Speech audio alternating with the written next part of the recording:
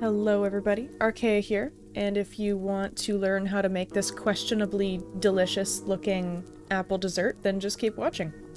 So I usually use a Honeycrisp apple, but you can definitely experiment with different kinds of apples. They all taste a little different if you try them. Not like significantly different all the time, but Honeycrisp tends to be relatively sweet, and you can usually get it. Now, of course, you absolutely want to make sure you do at least one of the apples upside down. 110% not a mistake on my part, but, you know, say whatever you want. I don't really have an excuse. I accidentally did one upside down. Whatever, it's fine. Either way, just kind of core them out.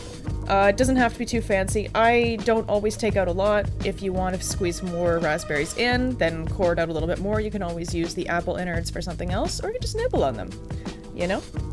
So I usually use One Root Honey. It's a Canadian company. This isn't sponsored by any means, but I'm obsessed with this honey. It's from Northern Ontario. And some fresh raspberries.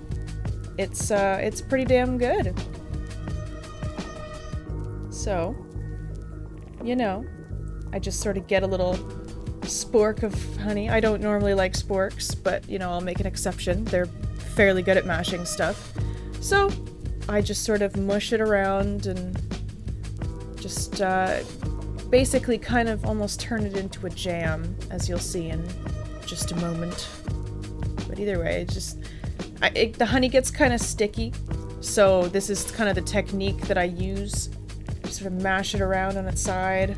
As you can see, it kind of looks like raspberry jam now. It's very delicious.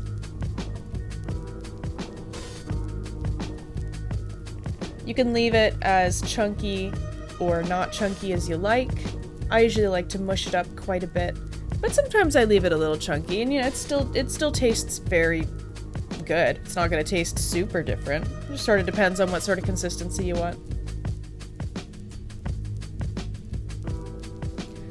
Smell it, of course. It smells very good.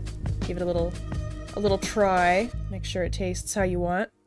This one was a little heavy on the honey, but that's alright because this honey is incredible. So I'll forgive myself for that. You can use whatever ratio you want. This is totally to taste and whatever you want to do with it.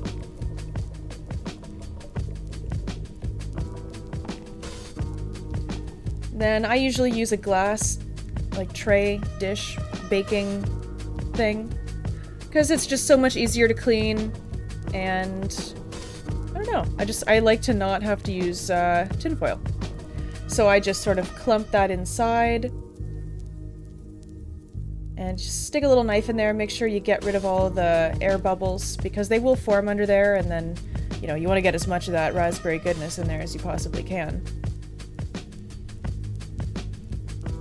I like to let it dribble down the sides too. Makes it super juicy and amazing.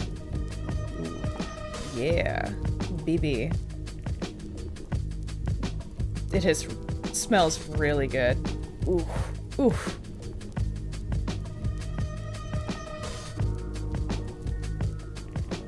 So, you just sort of make sure you have your oven preheated to 375. Plop them in for about 50 minutes to an hour. And you will end up with this. It looks kind of like potatoes, not gonna lie. They lose a lot of their color. But there's a lot of like juices at the bottom, which are quite delicious. I usually drizzle them over the top afterwards, and I highly, highly recommend it. The raspberry that's kind of crisped up the top also has such an amazing flavor. I'm obsessed with it. It's so, so, so good.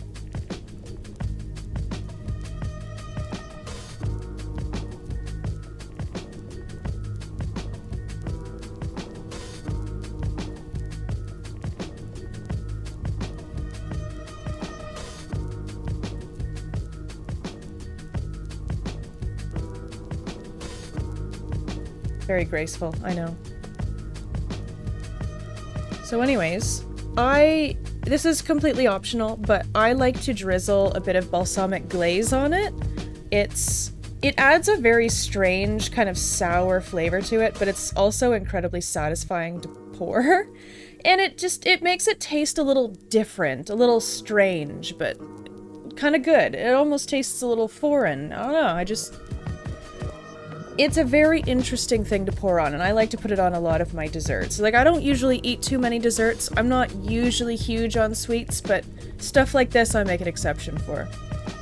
And that knife just cut through like butter. You can see a little steam coming out because they're still very hot from coming out of the oven, but not too much. It kind of looks like a fig on the inside, which I really like. I don't know, it just looks very yummy to me. I don't know.